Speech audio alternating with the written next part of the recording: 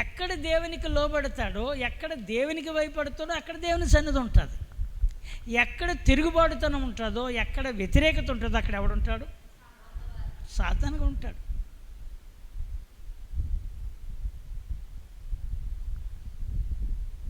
సాతానుగాడు యేసు రక్తంలో నువ్వు కడగబడిన తర్వాతే వాడు వదిలేశాడు.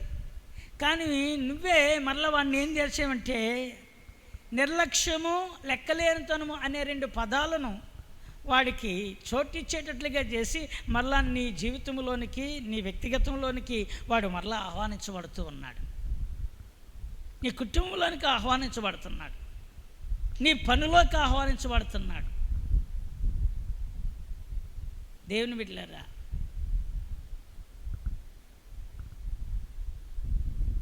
నువ్వు దీవించబడాలి అని నువ్వు అనుకుంటున్నావు, కానీ లెక్కలేనితనము, నిర్లక్ష్యం అనేది నువ్వు వదలలేదుగా.